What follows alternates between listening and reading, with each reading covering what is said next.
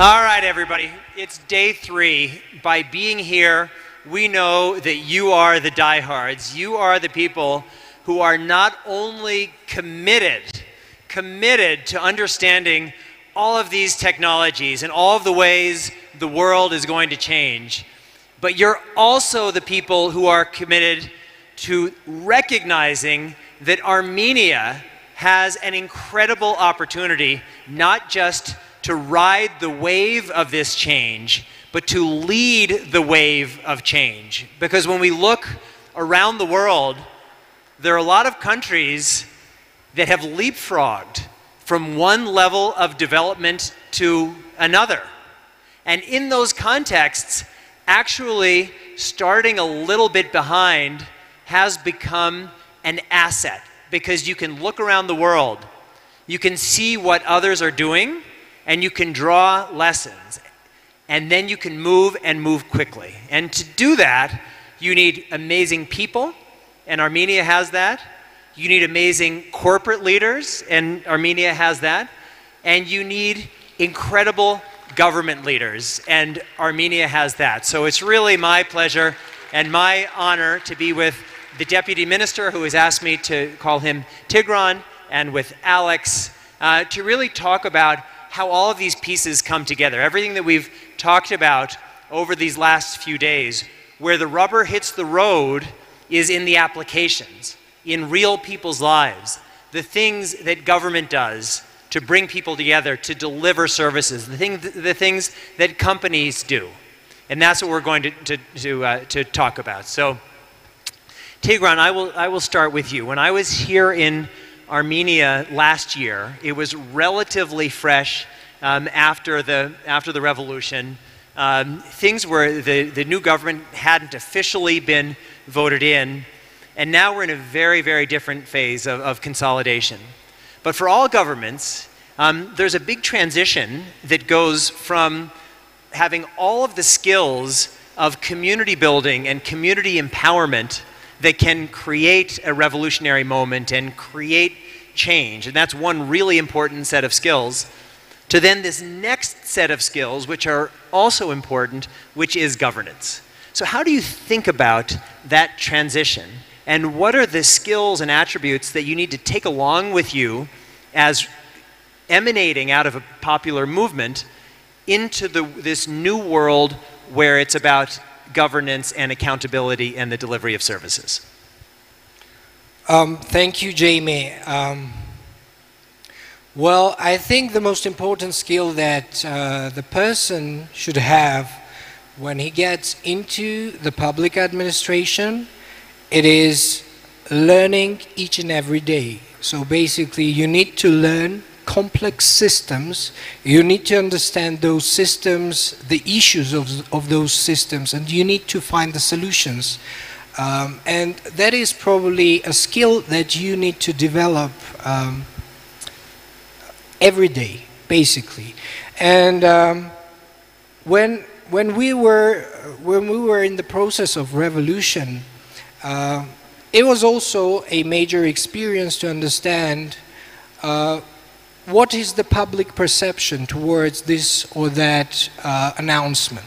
Yes, and basically we have that now in the government, because we still, whatever we do, we need to deliver that, we need to announce about that, and we need to communicate that with the public. But the other, and probably one of the most complex things to do, is to understand the depth, the granularity of those issues that are in the system. Understand whether the system has the right incentives, whether the system has the right aims and goals in front of them. And that is the most complex and sophisticated part. And the skill you need to develop is to educate yourself each and every day. That's really, really important. Yeah, I think, why not? He's earned it. But he's going to even earn it more over the next 16 minutes and 18 seconds. In these kinds of transitions, by definition, governments need to be conservative. As a matter of fact, when governments aren't conservative, that can also create its own set of dangers because there needs to be some level of continuity, that there is this existing government which needs to be brought along into a new vision, and there's always this balancing of popular expectations, particularly after a revolutionary moment, and the need to bring the whole structure of the bureaucracy and the government along, and sometimes those can be in tension. But in the business sector, there can often be an opportunity to move more quickly because you aren't bound to those same historic constituencies. So Alex, as a leader of the business community here, how are you thinking about how the business community can help partner with and when appropriate, lead a process of leapfrogging and transition to a more digital society?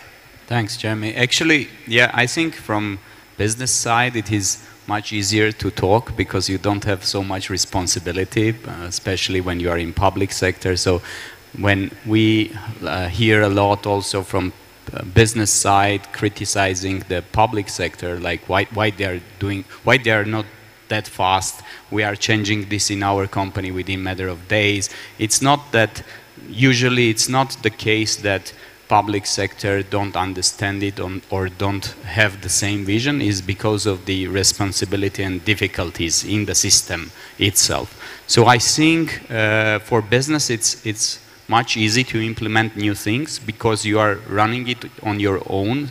If you are a self-owned company, I'm not saying about multinationals or IPOs companies, because they are working like public sector because they have the same structure. That's why these big corporations also are very slow compared to privately owned companies. So if we are speaking about privately owned companies, then definitely the changes are happening fast because you can try things, you can try new things, and you can be responsible for your own on the mistakes even you have done. While in the case of the public, you are responsible for everyone, not only for your one. So that's make it more difficult, of course. But I think technologies are here, and public sector as well government have the option to use the technologies in order to make things move faster in bureaucratic environment by using technologies where businesses, especially in Armenia, where now we have this momentum where the tech sector is booming and we have to use our own local resources, because usually the well-recognized companies or solutions are costing quite high. And Armenia have the opportunity to use own resources to develop a new software solutions that in some cases can be even advanced than any other country or specific region is using, because we can leapfrog all the mistakes that other countries have done. So I think we have quite a good momentum, and we have, of course, very good cases which is already implemented there. I know there is a lot of discussions right now ongoing in the government, and Deputy Prime Minister is also, I think, responsible on that sector that now government is looking into. So I think if we make this match more on using local resources by having the other countries' experience and leapfrogging, I think we are uniquely positioned there. Yeah, that's great. Deserved. Tigran, when you look around the world at other countries that have successfully done what Armenia is seeking to do, examples like Singapore, or Israel, or Estonia, where they've gone from one level of development very quickly to another. What are some of the examples that you are most inspired by, and why? And because Armenia always does its own thing, you have your own religion, you have your own language, no one is suggesting that Armenia should just do what some other country does, even though there are some decent models. So what are, in addition to asking what are the models that you think are most pertinent, what are the special things about Armenia that you think Armenia can uniquely add to help Armenia go to a different place than where some of those other countries have gone? As we are unique in many fields, we will be trying to be unique in the field of technological advancement as well, I believe. Of course, the countries that you mentioned, Singapore, Israel, Estonia, and some other countries have gone pretty far in digitizing their public services, in digitizing a lot of business processes inside the public administration and in the businesses as well. But I think each and every country has its own problems and threats. What I believe is a major threat to all the countries and to all the governments with the advancement of the technologies is, of course, and we will be facing this, all of us, both us, Israel, and all the other countries. With the advancement of technologies, we will be facing major shifts in the work markets. And this is where we see the issue, basically. And this is what we try to solve in the future with the technology. So we try to analyze and understand which niches should be covered by the machines, which niches can be covered by the AI, and which jobs will be eliminated in the coming 30 years or 40 years. And I think that these are tens of millions of jobs worldwide. And this is a major problem for each and every country who is looking into the future. But what the history has told us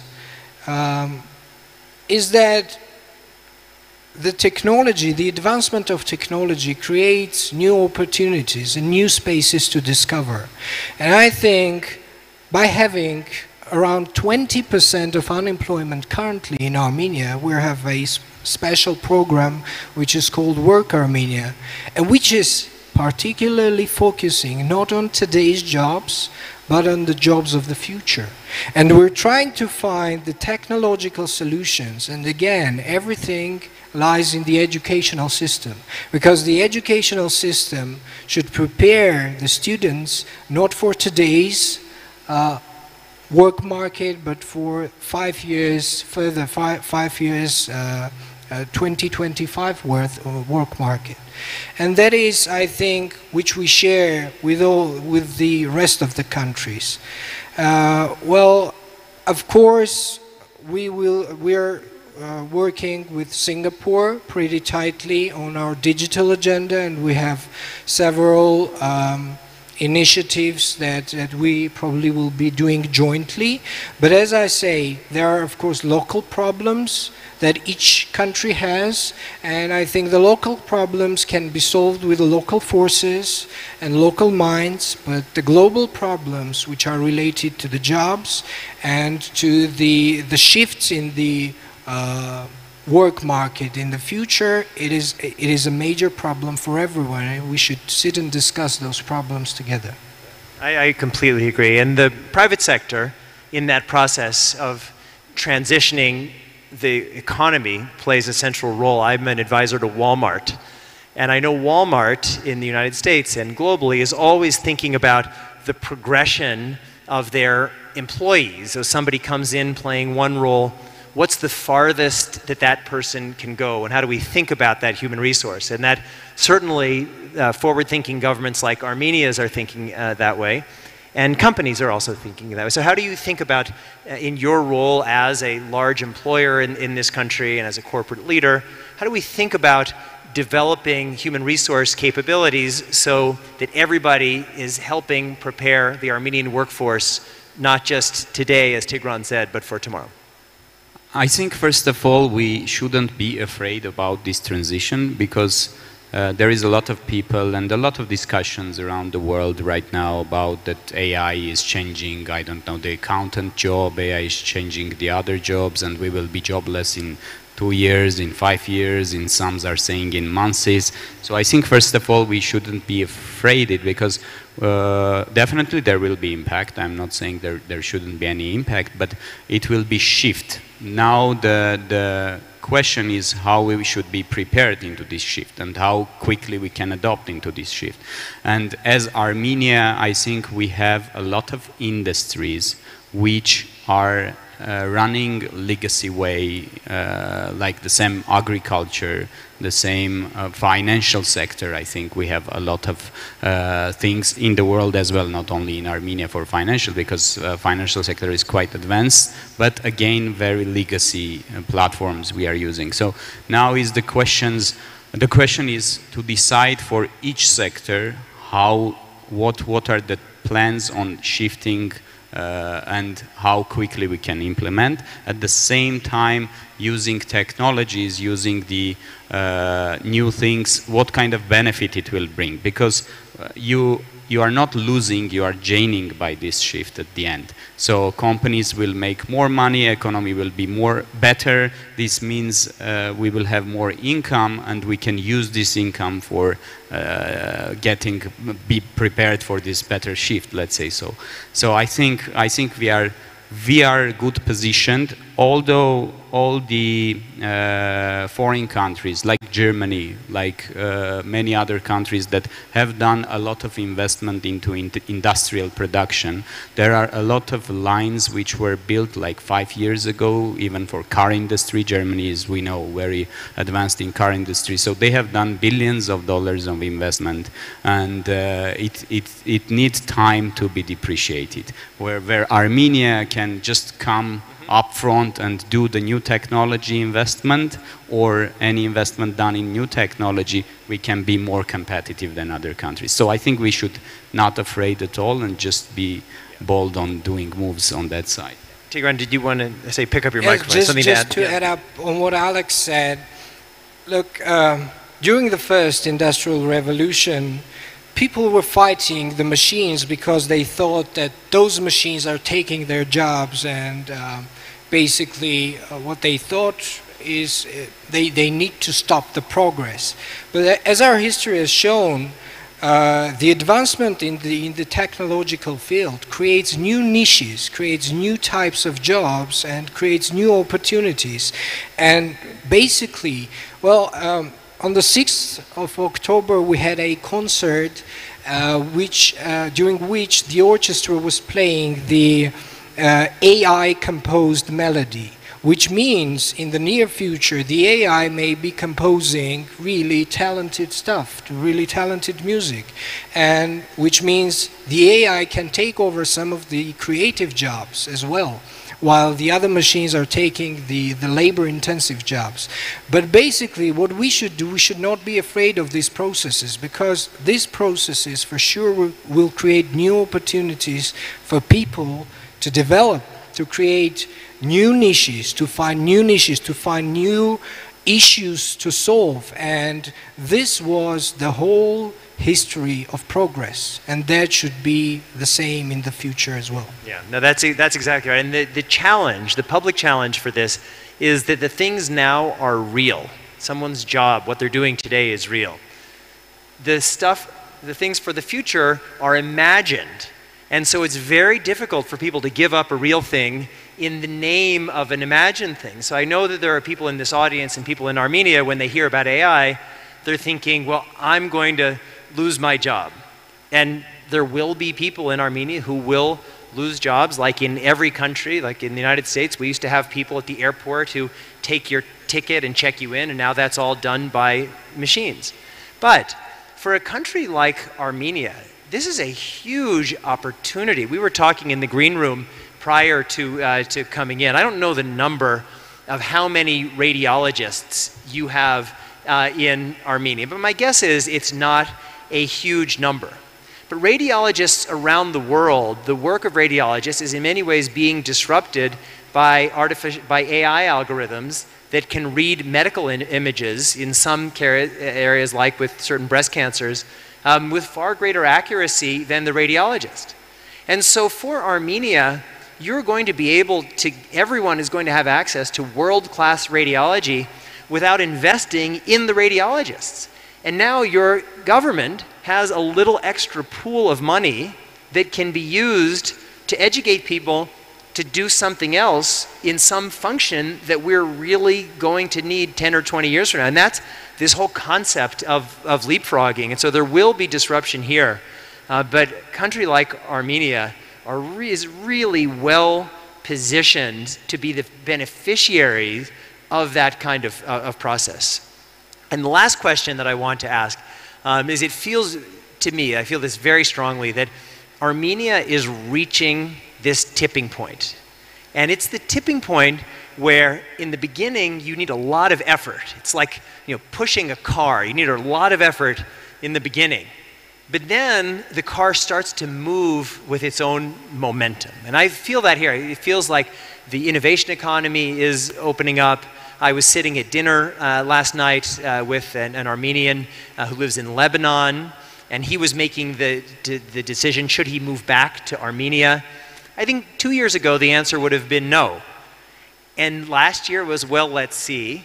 And now it's probably moving towards maybe or probably. And so in a country where you have so much talent and wealth of Armenians who are outside of the country, once this engine starts going, there's really no end to how far the train can go. So maybe we'll start first with you, Alex, and then close with you, Tigran.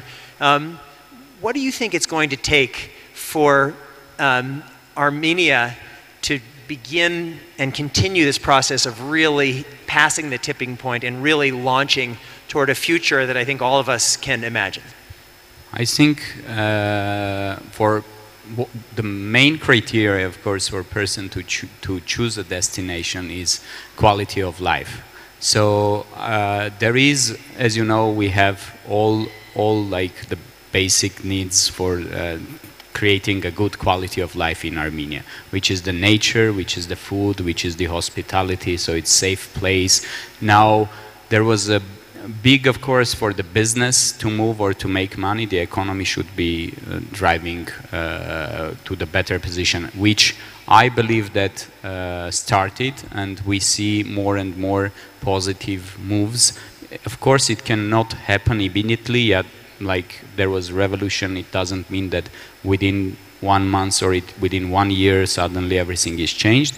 But today we see that there is this positive momentum everywhere, whether it is in diaspora, whether it is in Armenia, that people have belief into the bright future of Armenia. And by also by examples that we have today, which is very important, because people, when you are talking, they should see in order to believe. So when there is examples, we need some bunch of examples of different people moving to Armenia. I already know many of them that moved to Armenia, although wealthy family or having good business in New York, in Lebanon as well, and came back already half year, had a lot of good opportunities and positively talking so far. So I think we need more of these examples.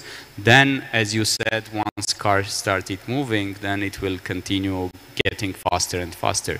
So it's a lot of effort, both from the business side and as well from the government side, to make sure that all the steps that are undertaken are under very tight control to go to the right direction, which I think I'm very positive, let's put it this way.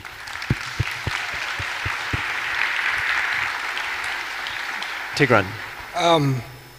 Hopefully we will be able to jump onto the driver's seat after this push, because we need to drive this car after that, and which means again that of course we're pushing the car now, but the further advancements would be and the further paces would be much faster. If we talk about Armenians, I can say that we're a global nation, and we're a decentralized nation as well, and that is where our power lies in. And I think if we create the opportunities in the country, nowadays life and nowadays business and education can be distant. And well, I managed a company before being in the government that was producing services for more than 15 countries, for companies from more than 15 countries, and we were doing that distantly from Armenia. And I think that is the approach in each and every field, and that will be the approach of the future world.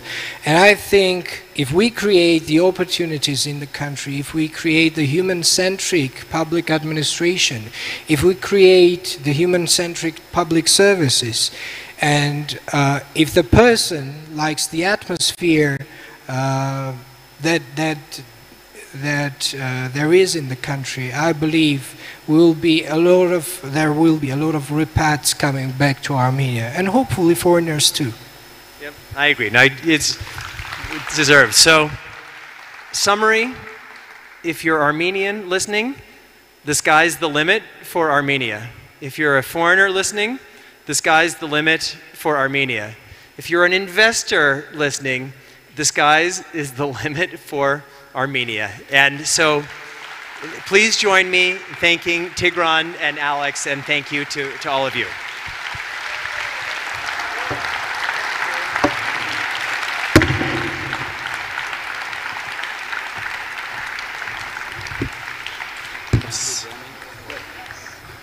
One more round of applause for a wonderful panel. Thank you very much, Jamie. Cheers.